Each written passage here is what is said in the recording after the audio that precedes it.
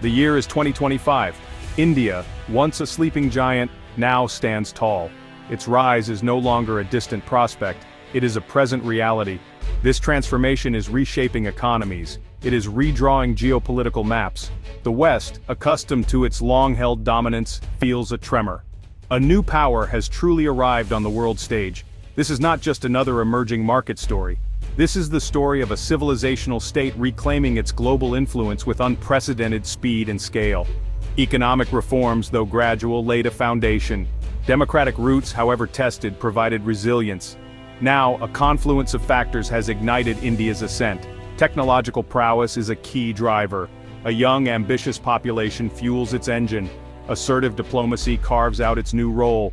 The sheer scale of India's ambition is breathtaking. It is an ambition matched by a growing capability, a combination the world must now reckon with. This emergence is not without its complexities.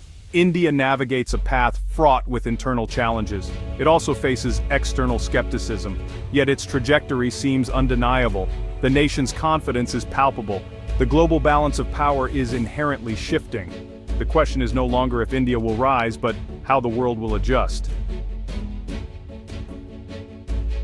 Bengaluru is no longer just India's Silicon Valley, it is a global epicenter of technological innovation.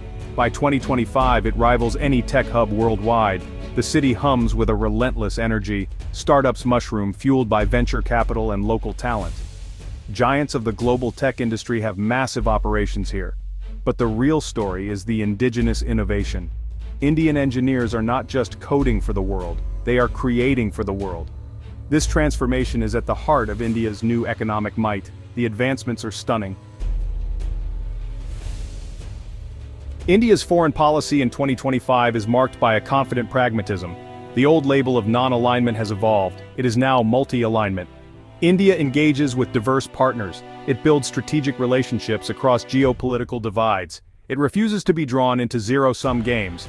This approach maximizes India's options. It enhances its influence on the global stage. New Delhi is no longer a passive observer. It is an active shaper of international discourse. Its voice is heard and increasingly heeded. Consider India's stance during recent global conflicts. It has consistently advocated for dialogue. It has prioritized its national interests. It has maintained open channels with all major powers. This balanced approach has sometimes frustrated Western capitals, yet it has also made India an indispensable interlocutor. In a fractured world, India often emerges as a bridge. Its diplomatic corps is skilled, its leadership is assertive. They navigate the complex global chessboard with increasing finesse. Strategic partnerships are flourishing. The Quad, comprising India, the US, Japan, and Australia, is a key pillar. It addresses security and economic challenges in the Indo-Pacific. This diplomatic assertiveness is backed by growing economic and military clout. A significant aspect of India's rise is its determined effort to reduce dependency on the US dollar. By 2025, this is a clear strategic priority. India is actively promoting the use of the Indian rupee in international trade. Bilateral agreements are being signed with multiple countries. These allow for trade settlement in national currencies. This move is not just symbolic. It aims to insulate the Indian economy from dollar volatility. It seeks to reduce transaction costs for Indian businesses. The initial focus is on trade with energy suppliers and neighboring countries. Russia has become a key partner in rupee-denominated trade, especially for oil. Other nations in Asia, Africa, and Latin America are showing interest. This shift, though gradual, has systemic implications. It challenges the dollar's long-standing hegemony in global trade. The rupee's journey is just beginning, but its direction is clear. Section 5. From Buyer to Builder, India's Military Metamorphosis. India's military posture in 2025 is remarkably different. For decades it was one of the world's largest arms importers. Now, it is rapidly transforming into a significant indigenous defense manufacturer. The Make in India initiative has gained serious traction in the defense sector. This shift is driven by strategic imperatives. It aims to reduce dependence on foreign suppliers. It seeks to bolster national security and project power. The results are increasingly visible.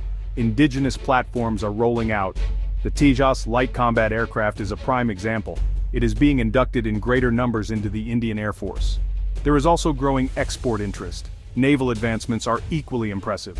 The commissioning of new aircraft carriers like INS Vikrant showcases India's blue water navy ambitions. Submarines, destroyers, and frigates are being designed and built domestically. The army is modernizing its artillery, armor, and infantry systems with Indian-made equipment. This is a sea change. This military evolution has a dual impact.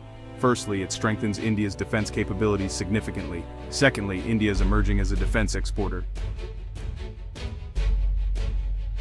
Section 6. The Youthful Colossus, a Demographic Destiny. India's greatest asset in 2025 is its people, specifically, its young population.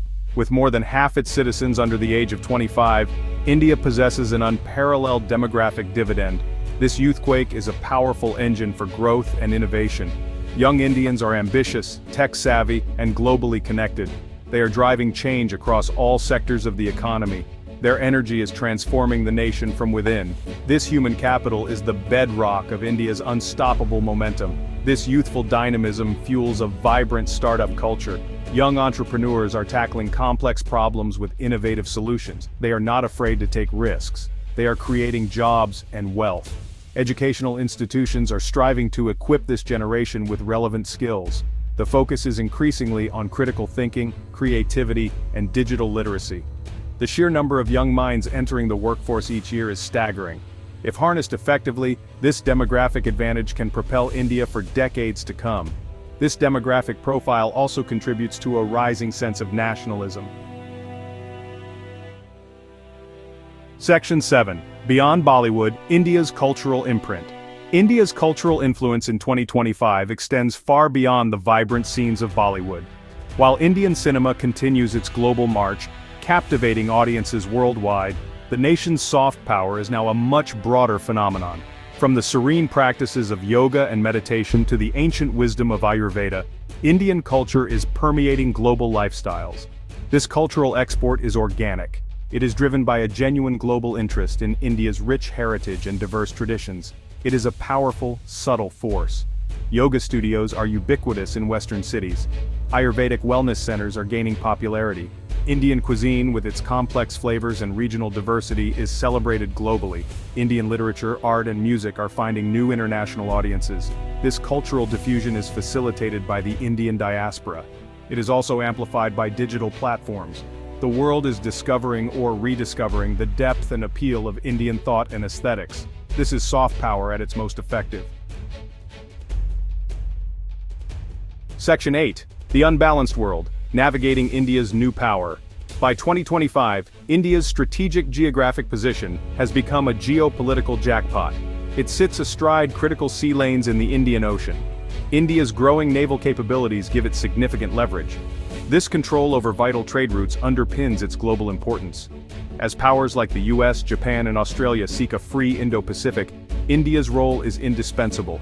New Delhi is shaping the strategic calculus of major global players. A truly multipolar world is emerging, and India is a primary pole.